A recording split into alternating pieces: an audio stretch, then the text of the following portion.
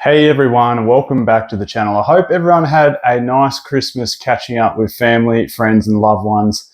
Let's get into today's video. What is the best card of 2024? Now I feel 2024 has been a bit of a paradigm shift for Scarlet and Violet because the commentary Scarlet and Violet era was getting back in 2023, with base set, Paldea, Obsidian in particular, was of course 151 releasing towards the end. There was lots of love for that, but it took a lot of time for people to warm up to Scarlet and Violet era, and I feel now that 2024 has come around and just about at a conclusion, that a lot of people's attention and money and funds has really shifted towards Scarlet and Violet, both in sealed products and in particular the singles. So we've seen some singles make some massive gains throughout 2024. So what is the best main set single from Scarlet and Violet era in 2024? Hey, I just wanted to give a quick shout out to today's sponsor, Shiny app.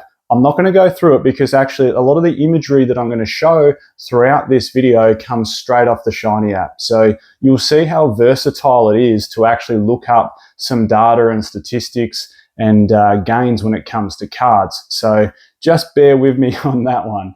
Now, the best card of 2024, I think we have to go back in time a little bit. I'm going to run you through the top cards from 2019 onwards. So we're going to go back in 5 years and then we're going to jump straight in to 2024. So back in 2019, it was one of the greatest years of Pokemon that I think we've seen in a long, long time. It's probably arguably one of the greatest modern years. We had sets like Team Up, we had Cosmic Eclipse, we had Unified Minds, we had Hidden Fates in there. What a set. What a year. What a phenomenal year. But I think there's one card that completely stood out from the crowd, particularly now in 2019. Not so much at the time. It wasn't the most expensive card at the time, but now it shines a long way ahead of anything else. And that is the beautiful Latias and Latios. Latias and Latios. So that is the card of 2019. Just so you know, its raw price currently is $1,062. Now, 2020 was a bit of a hard one. That's the year that shook everything up. That was the start of everything, particularly when it comes to almost Pokemon investing.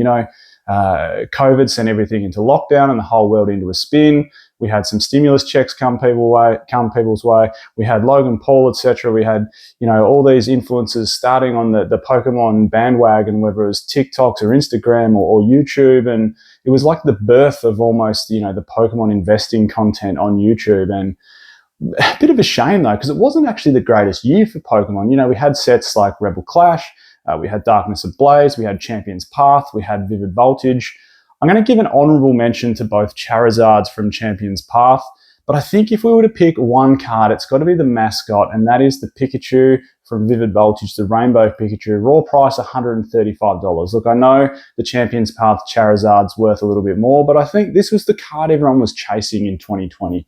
2021, though, this is where the tide turned for Sword and Shield here. Much like what we're seeing in Scarlet and Violet, that second year is where things really start to ramp up. We got sets like Chilling Reign, Fusion Strike, Celebrations, Evolving Skies, and it's no surprise that the greatest card from 2021 is the Moonbryon, the Umbreon VMAX from Evolving Skies. I just want to show you this quick graphic. This is from the Shiny app. So one of the great things about it is you can scroll through and look at raw price, but then you can also overlap PSA 10 pricing on top of it, so graded and ungraded pricing.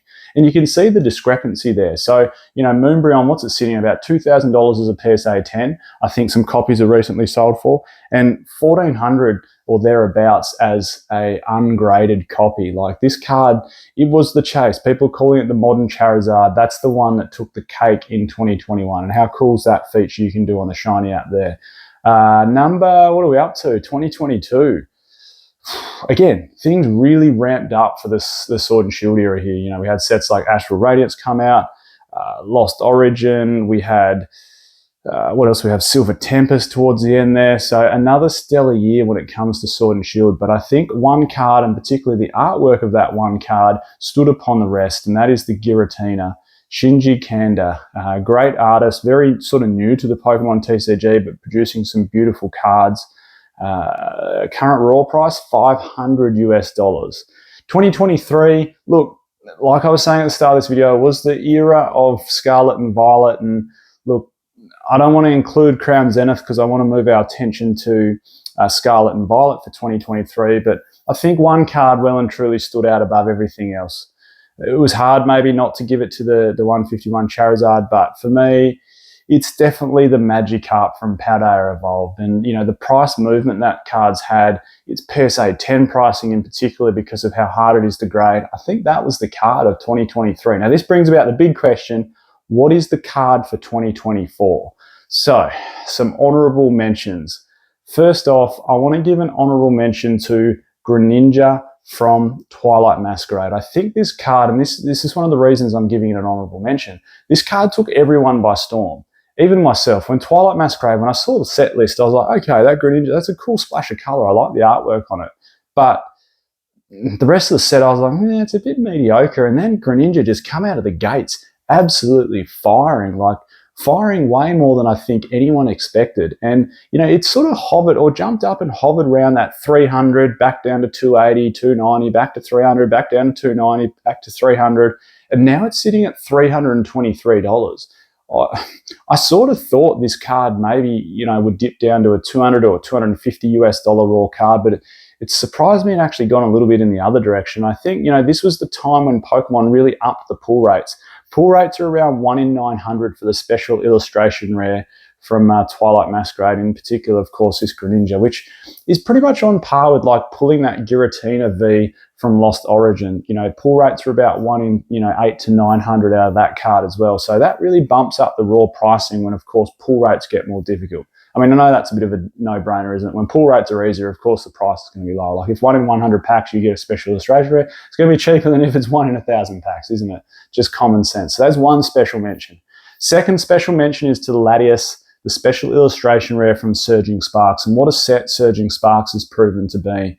It's funny, the box price, without going into too much detail because it's a singles video, not a sealed video, sort of equaled out a bit of it's gone into a bit of an equilibrium, hasn't it? You know, it's that whole supply and demand essentially, isn't it? You know, maybe those people that found that they were purchasing it to flip it at, you know, 140, 150, 160, 170 are now out of the game a little bit because they're realizing, well, hold on, I can't buy it for 210 anymore or 220 or 15, whatever it's up to, and flip it and make a profit because that's exactly where the price is stuck at. So now the only people, so to speak, actually buying this product are people wanting to open it and keep it in their sealed collection. So what that's meant is demand for the box at that price has slowed up a little bit, and therefore pricing slowed up a little bit. It's got to this sort of equilibrium, which I think it'll stay at for a little bit, but I wouldn't be surprised if it moves to $250 a box towards the end of January. But anyway, honourable mention to the Latias. It's the second main chase card inside the set, and it's a beautiful chase card. Again, pull rates aren't easy in Surging Sparks. Like, I think we're talking around 1 in 1,000 packs to pull this Latias. So hats off if you pulled it. It's a beautiful card. It commands a decent price as a PSA 10. I think it hovers around that, maybe it was up to 1,000 at one stage as a PSA 10. I think it's hovering around that 800 mark, or has it dropped down to 600, somewhere around there anyway. So honourable mention to that. Now, the two cards for 2024, which I was splitting hairs with around, you know, which one to go with. And I was like, surely it's got to be the Pikachu from Surging Sparks. Like, it's the most expensive chase card from 2024. That's got to be it, doesn't it? And then I thought, hold on, no. I think there's one card that sort of shines above that. So honourable mention, and a very strong honourable mention, to the Pikachu from Surging Sparks. It's a phenomenal chase card. It's been hovering around that $500 raw price for essentially the 2 months it's been out. You know, 476, I think, is its current market price. Love it or hate it, it's the mascot of the TCG. It's a hard card to pull. It's got that rainbow border, which I think is a massively good inclusion to the TCG rather than the full rainbow cards. And you're probably wondering, well, which card did you pick as number one? What is the card of 2024? If it's not the Greninja and not the Pikachu, then what is it? For me, it's got to be this one. Number one, this is the one I chose for the card of 2024, and that is the Bubble Mew from Paldea Fates. Paldea Fates came out, and criticism probably isn't the right word, but it copped a little bit of downplay from a lot of content creators, including myself, and as did Twilight Masquerade, so I'm happy to eat my words on a couple of occasions. I said, look, this set is better than Shining Fates, but it is not as good as Hidden Fates. And, you know, it's sort of proven me wrong a little bit, particularly with the Charizard, the Gardevoir, and in particular this Bubble Mew. And I think the reason I'm calling this the card of 2024 is have a look at this graph and have a look at the upward pressure that's been put on pricing on this Bubble Mew. Like, it rose very, very sharply from like a $70 raw card to a $300 raw card. You know, if that doesn't scream demand, I don't know what does. And look, could argue, hey, look, there was buyouts on it or whatever it might be, but either way, like, a buyout will only happen if someone sees a market to then distribute it to and make money off it. Like, it's not like someone's buying 10,000 copies of this card just to keep for themselves. Generally, if someone buys it, they either send them off to get graded to sell them as graded cards because there's demand for it, or, you know, they essentially hope that market price for the card goes up because there's less supply in the market because they bought so many, that then they can reposition them on the market at a higher price.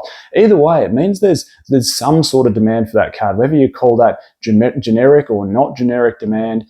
The pump up in price of that Bubble Mew has been astronomical, and I think it deserves #1 spot. Please let me know in the comments down below, do you agree or disagree? And what is your card? What is the #1 main set single you would count in 2024? What is your card for 2024? For me, it's the Bubble Mew. I'm Michael, this is Poke Oz, and I'll catch everyone next time.